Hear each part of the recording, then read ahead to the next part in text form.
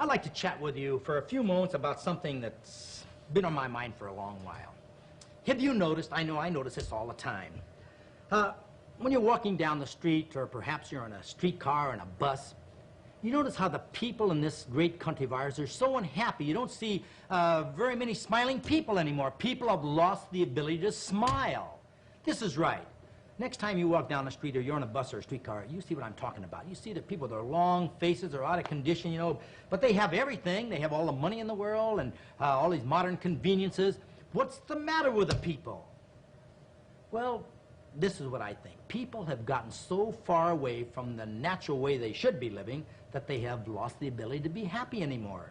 I remember a few years ago, I was traveling down in South America, one of the Latin countries.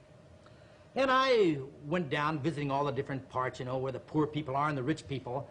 And I remember one day, I took a streetcar ride, and I was down in the poorer section. And I'll never forget, the streetcar was real full. A lot of these people, you know, their clothes were kind of tattered and torn. They didn't have any money. A lot of them had many, many children. I remember one lady in particular. She wasn't dressed very, very good, and her dress was torn, and she had this child with her. And she was nursing her child right on the bus. And you know what she did? She burst out singing. And everybody in the streetcar started to sing. I started to sing right along with them. I didn't know the words or anything, but I was just humming along. And everybody was smiling. Everybody was happy. Here are these people. They never had enough money hardly for food. They never knew what it was to have an automobile or any modern conveniences, radio or television or any of these things, not even enough clothes to wear. But they were happy. That's the important thing about life, students, is to be happy. What's the good of living? What's the good of making a lot of money? What's the good of having fine clothes and driving a fancy automobile if you're miserable all the time? And I am convinced, if you will spend just a little more time trying to eat better, eat the foods in their natural state, because we have gotten so far away from our natural eating habits, it's pathetic.